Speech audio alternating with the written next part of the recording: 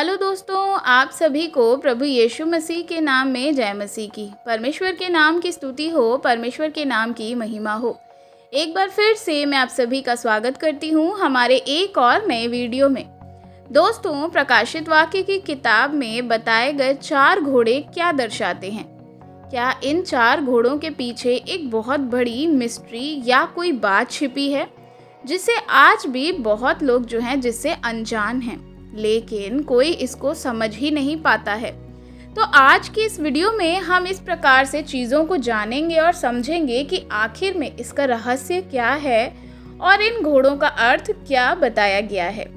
तो मेरी आपसे रिक्वेस्ट है कि वीडियो के लास्ट तक ज़रूर बने रहें ताकि आप भी सारी चीज़ों को अच्छे से जान और समझ सकें।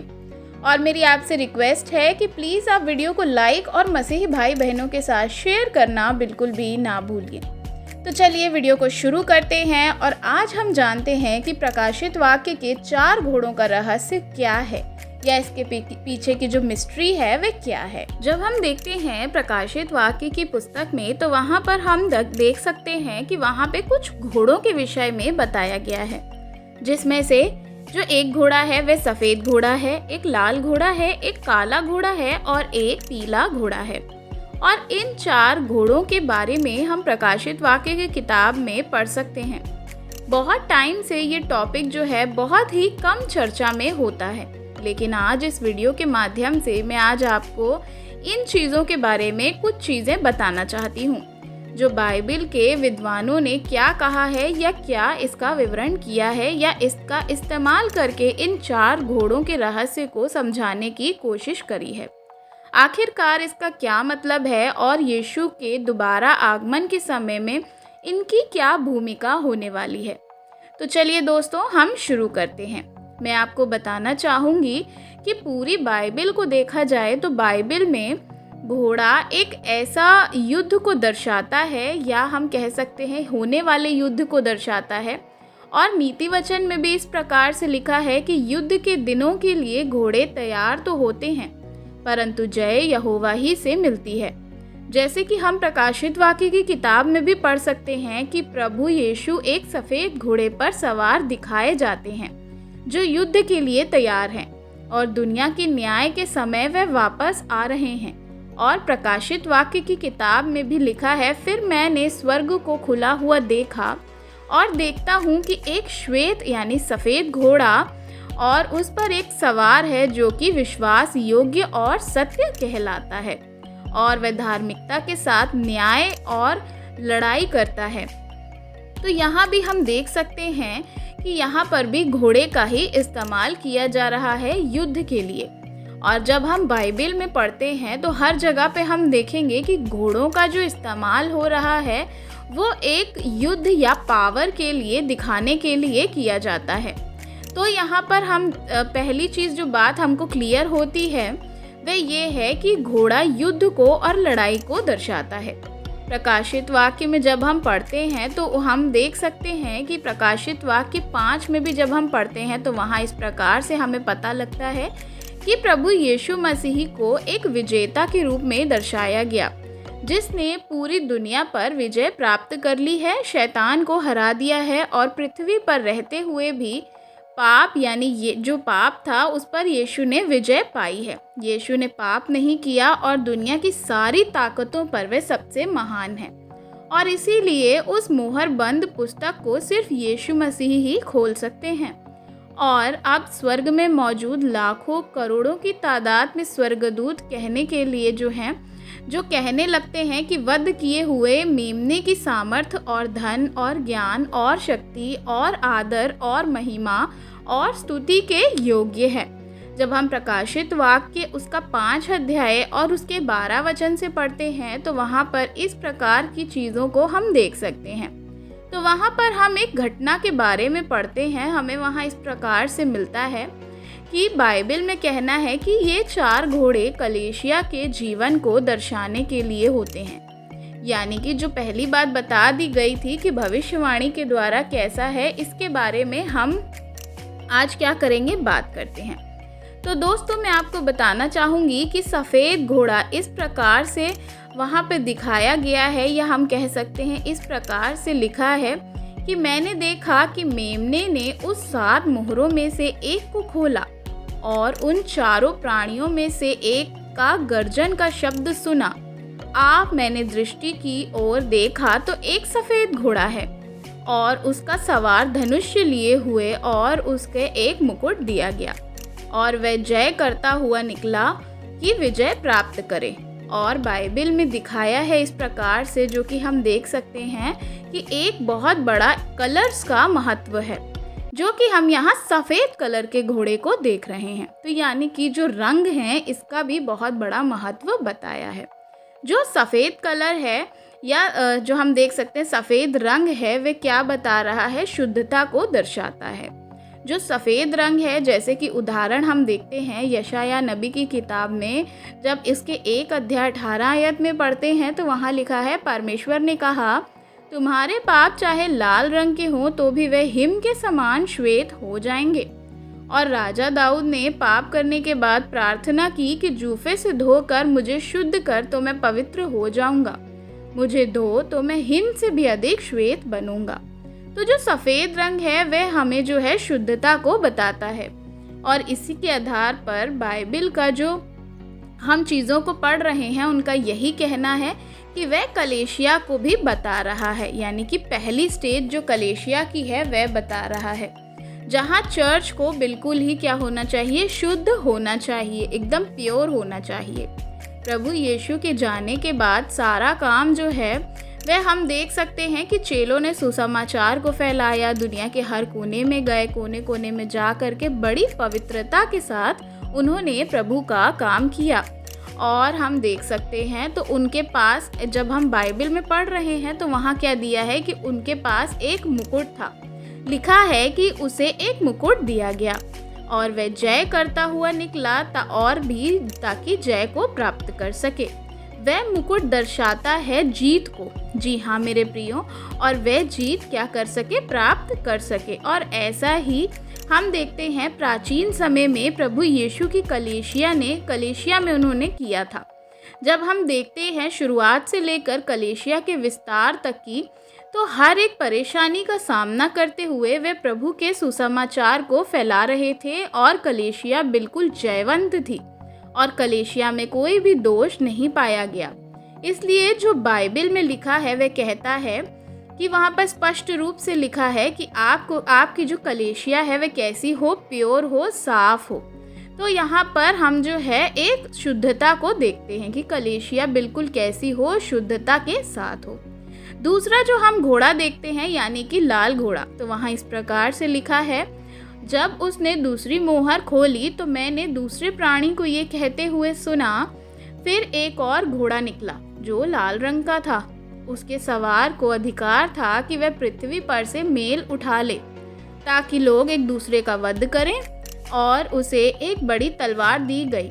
याद रखें, इस रंग के घोड़े का जो रंग है वह है लाल।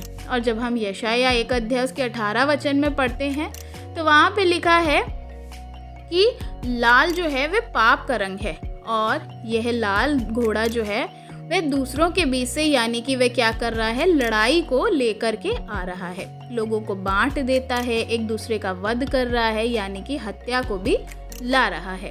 तो आज क्या हो रहा है? कलीसिया में जो एक समय बिल्कुल शुद्ध थी, प्योर थी, जो वाइट थी, सफ़ेद थी, पवित्र थी, आज वे कलीसिया क्या हो रही है? पाप की वजह से बंट चुकी है। जो प्राचीन समय में जो चर्च थे, कलीसियाएँ थी जो एकदम शुद्ध थी, जो प्रेरित पौलुस ने भी अपनी सेवकाई के दौरान पवित्र आत्मा की मदद से इस आने वाले बड़े बदलाव को देख लिया था। और इसीलिए उन्होंने कहा कि तुम्हारे बीच में ऐसे ऐसे मनुष्य उठेंगे जो चेलों को अपनी बातें बताकर उन्हें पीछे खींच लेने के लिए टेढ़ी मेढ़ी बातें कहेंगे। एक समय वो कलीसिया थी जो बिल्कुल शुद्ध थी, पवित्र थी और प्योर थी। धीरे धीरे अब झूठी शिक्षाओं से भर गई, अन्य जातियों के साथ मिक्स हो गई, उन्होंने अपने लिए मूर्ति बना ली, चर्च में नई नई परंपराएं आ गई, चर्च के लोगों का, चर्च का विभाजन हो गया, वे लगातार क्या हो गए? अलग होते चले गए, उनके बीच में फूट पड़ने लग गई। ऐसे कामों के लिए उन्होंने क्या किया? ये सारी चीज़ों को किया, दूसरों का मुंह बंद करवाने के लिए ऐसा वे करने लगे। और तलवार एक सिंबल है, यानी कि एक निशान दिया गया जो कि एक गवर्नमेंट अथॉरिटी का। और फिर हम देख सकते हैं कि वहाँ पे इस प्रकार से लिखा था कि वो जो घोड़ा है वह कैसा है, लाल रंग का है, और उसे ये अथॉरिटी थी कि वह क्या करे, मेल को पृथ्वी पर से उठा ले। तो यहाँ पर हम देख सकते हैं कि फिर वहाँ पर जहाँ पर काफ़ी सारे लोग मर गए थे, तो जो पहली स्टेज में जो चर्च था, यानी कि जो शुद्ध चर्च था, वह पाप से अब लगातार बढ़ता चला गया। तो इस प्रकार से ये लाल घोड़ा जो है हमें दर्शाता है। दोस्तों, तीसरा घोड़ा जो हम देख सकते हैं, जब उसने तीसरी मोहर खोली तो मैंने प्राणियों को ये कहते हुए सुना, आह! मैंने दृष्टि की और एक काला घोड़ा और उसके हाथ में एक तराजू था। और मैंने प्राणियों के बीच से एक शब्द कहते हुए सुना कि दिनार के गेहूं, दिनार का 3 सेर जौ पर तेल और दाखरस। जब हम देख सकते हैं यहाँ पर, तो इस प्रकार से लिखा हुआ था कि फिर उसके बाद हम बाइबल में जब पढ़ते हैं प्रकाशित वाक्य 6 अध्याय उसके 5 से 6 वचन में, तो वहाँ लिखा है कि इस प्रकार से वहाँ लिखा था कि दिनार का सेर भर गेहूं, दिनार का 3 सेर जौ पर तेल और दाखरस की हानि ना करना। तो ये बाइबल में इस प्रकार से लिखा है जब क्या हुआ, तीसरी मोहर को खोला गया। और आप और हम सभी कोई जानते हैं कि जो काला रंग है वह जो है अंधकार को बताता है, और ये क्रिश्चियन चर्च में आई हुई एक बड़े बदलाव को दर्शाता है। अब जो है हम देख सकते हैं कि चर्च तो पहले था, लेकिन अब जो चर्च बन रहा है वह किस प्रकार का चर्च बनता जा रहा है, यानी कि चर्च में अंधकार बहुत ही ज़्यादा फैलता चला जा रहा है, जो कि हम देख सकते हैं। उन्होंने इस प्रकार से लिखा, अब ये कलीसिया के इतिहास में एक ऐसा समय था जहाँ जो है कि चर्च पहले जो अच्छा था, प्योर था, शुद्ध था, उसमें फूट आ गई और अब अंधकार भी उन चर्च में काम करने लग गया। अब नई नई चीज़ें आ चुकी हैं, आने लग गई हैं। लोग जो है मरे हुओं के लिए प्रार्थना करने लगे हैं, और आप देख सकते हैं कि खुलेआम बहुत सारी चीज़ें ऐसी हो रही हैं जो लोग अपनी मन मर्जी से चला रहे हैं। लोग पवित्र आत्मा को बेच रहे हैं, लोग वरदानों को बेच रहे हैं। इस प्रकार से जो है अंधकार के काम चलते आ रहे हैं, जैसे वे चाहते हैं वैसे वे करते हैं। उन्होंने जो है अलग अलग तरह की चीज़ें अपने लिए बना ली हैं, अपने मन से व्यवस्था को क्रिएट कर लिया है। बस सिर्फ प्रभु यीशु मसीह के लिए जीना है, और आराधनाओं में मूर्तियों का इस्तेमाल किया जाने लग गया है। इसी वजह से क्रिश्चियनिटी की शुद्धता धीरे धीरे खराब होती चली गई, और जैसे अविश्वासी मूर्ति पूजा करते थे, वही मॉडल जो है आज चर्च में भी इस्तेमाल किया जाने लग गया है। और ये जो काले घोड़े पर सवार था, उसके हाथ में क्या था, एक बैलेंस यानी तराजू था। और बाइबल में जो बैलेंस का यूज़ किया गया है मोल भाव करने के लिए किया जाता है, यानी कि जो तराजू है उससे हम वज़न को देखते हैं। जैसे कि हम होशे की पुस्तक उसके 12 अध्याय और उसकी 7वीं आयत में भी पढ़ते हैं, तो परमेश्वर ने वहाँ पर इस प्रकार से कहा कि इज़राइली वह व्यापारी है और उसके हाथ में छल का तराजू है, अंधेर करने को ही वह उसको भाता है। तो हम इस प्रकार से यहाँ पे पढ़ सकते हैं कि बाइबल हमें क्या बताती है कि उसके हाथ में छल का तराजू है, अंधकार करना ही उसको भाता है। तो इस वचन के आधार पर भी हम देखते हैं कि परमेश्वर एक तराजू को इज़राइल के कॉमर्स वाले स्ट्रीम से जोड़ता है, यानी कि किस प्रकार से इज़राइली एक व्यापारी बन चुका है। हम इसको देख सकते हैं। क्रिश्चियन चर्च की भी आज यही हालत हो चुकी है, जब हम देखते हैं, जिसमें हम आज रोमन कैथोलिक चर्च के रूप में हम जानते हैं। रोमन कैथोलिक जो चर्च होते हैं मसीही का, उन्होंने क्या कर लिया है, किस प्रकार से वो इस्तेमाल कर रहे हैं। आप भी इन चीज़ों को बेहतर समझते होंगे। पापों की माफ़ी के लिए आपको पैसे देने होंगे, कैथोलिक चर्च में इतना तक सिखाया गया है। एक समय पे अगर आपने मरे हुओं को आप नर्क में से आज़ाद करा सकते हैं, या आप पैसे दे करके चीज़ों को ले सकते हैं। अगर आपको प्रार्थना की बहुत ज़्यादा ज़रूरत है तो आपको क्या है, एक बड़ी अमाउंट को पे करना पड़ेगा। तो ये सारी चीज़ें आज जो हैं हो रही हैं चर्च में। आपको जो आपके जो मुर्दे हैं, अगर वे नर्क में हैं, उन्हें आप वहाँ से निकाल कर स्वर्ग भेजना चाहते हैं, तो इसमें जो प्रीस्ट होते हैं वे आपकी मदद करते हैं और उन कामों के लिए वे आपसे पैसा लेते हैं। तो ये सारी चीज़ें जो हैं ये आज चर्चों में हो रही हैं। परमेश्वर के वचन का मानना जो है वह किसी भी चर्च में बहुत ही कम हो चुका है।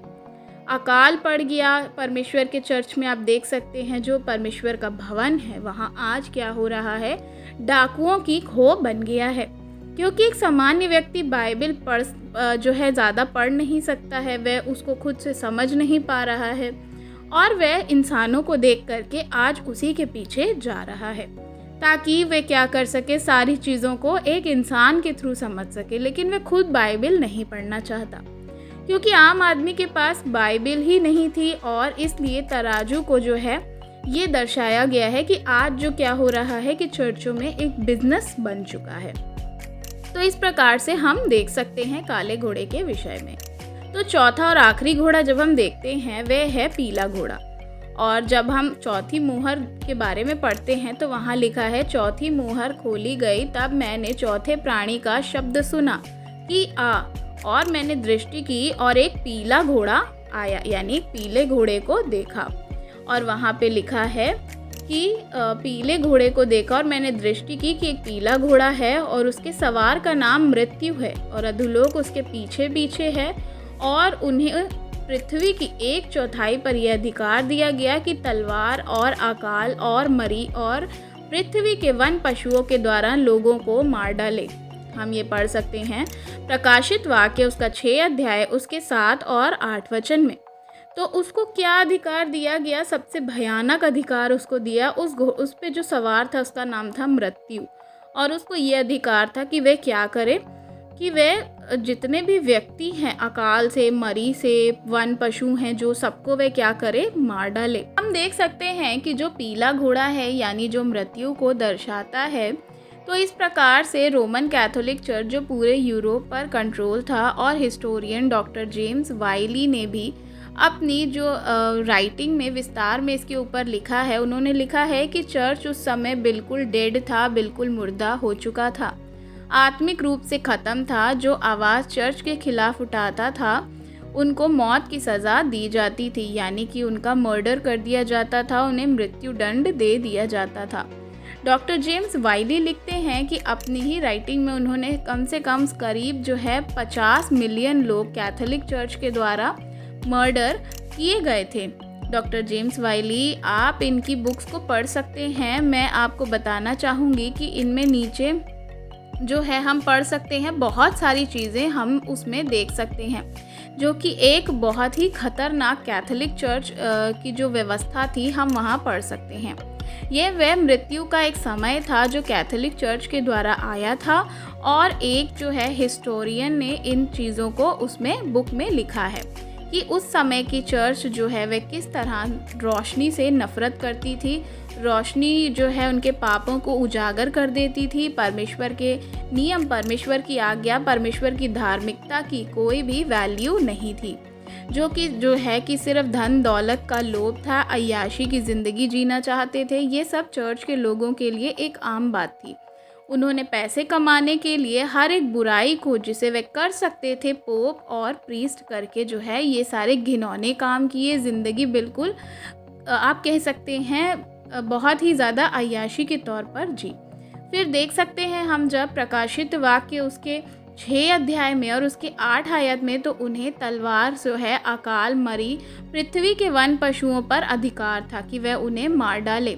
और इसी प्रकार से जो हम देख सकते हैं तो ये दर्शाती है हमको सिविल पावर को कि जो चर्च के पास थी। चर्च जो चाहता था उसे मार सकता था, क्योंकि चर्च की पूरी सत्ता जो थी अकाल यानी कि फूड की कंट्रोल, अकाल के लिए बिल्कुल उस समय जो थी वह चर्च पर ही डिपेंड करती थी। यानी कि उस समय में ऐसा होता था कि लोग चर्च की इजाज़त के बिना कुछ भी नहीं कर सकते थे। लोगों की जान भी जो है वह नहीं बच सकती थी। पीला घोड़ा कलीसिया के इतिहास के उस कह सकते हो डार्क यानी काले सच को, उस टाइम की काले चीज़ों को बताता है, दिखाता है। एक डार्क पीरियड को जो है उस समय दिखाता है कि वह किस प्रकार का चर्च बन गया था। जो पहले शुद्ध था उसमें धीरे धीरे क्या हुआ, लाल घोड़े के आने से उसमें फूट आ गई, फिर उसके बाद उसमें और चीज़ें होती गई। उसके बाद हम देख सकते हैं कि तीसरा घोड़ा, काला घोड़ा आया, जो कि जो है सारी चीज़ों को सत्यानाश कर रहा था, जो कि अंधकार का सिंबल है। फिर उसके बाद वह मृत्यु को लेकर के आया। इस प्रकार से दोस्तों हम बाइबल के कुछ इन चीज़ों को जो घोड़ों के विषय में है, हम ये चीज़ों को डिटेल में समझ पाते हैं। अब जो है हम बहुत सारे लोग जो हैं वे कहेंगे कि यदि परमेश्वर को पहले से ही पता था कि चर्च में इतनी बुराई आएगी, तो प्रभु ने उन तमाम बुराइयों को रोका क्यों नहीं। दोस्तों मैं आपको बताना चाहूँगी कि प्रभु यीशु मसीह के आगमन के समय ये सारी चीज़ें रुक जाएंगी। अपनी पूरी पवित्रता में अपनी जो है सारी चीज़ें अर्थात प्रभु यीशु राजा से मिलेंगी। जब हम प्रकाशित वाक्य 19 अध्याय में पढ़ते हैं तो एक आखिरी घोड़ा जो है आएगा, और उस आखिरी घोड़े पर, एक सफ़ेद घोड़ा पर यीशु मसीह हमारे राजा आएंगे। उनके साथ जो है एक बड़ी सेना होगी। वह राजाओं का राजा और प्रभुओं का प्रभु होगा, और वह पूरी दुनिया का अंत का समय होगा। इसलिए दोस्तों ये एक संदेश कि आप भी एक पवित्र कलीसिया का हिस्सा बने और अपने आप को प्रभु यीशु के दोबारा आगमन के लिए तैयार करें, क्योंकि परमेश्वर का राज्य निकट है और वह दिन बहुत दूर नहीं है। तो आशा करती हूँ कि इस वीडियो के द्वारा आज आपने बहुत सारी चीज़ों को सीखा और समझा होगा। अगर वीडियो अच्छी लगी हो तो प्लीज़ वीडियो को लाइक करिएगा और कमेंट में हमें ज़रूर बताइएगा कि आपको क्या सारी चीज़ें समझ में आई कि नहीं आई। और अगर आपको ये वीडियो अच्छी लगी हो तो और भी मसीही भाई बहनों तक शेयर करिएगा, ताकि वह भी इस रहस्य को जान और समझ सके। चैनल पर नए हैं तो सब्सक्राइब करना बिल्कुल भी मत भूलिएगा। God bless you. जय मसीह की।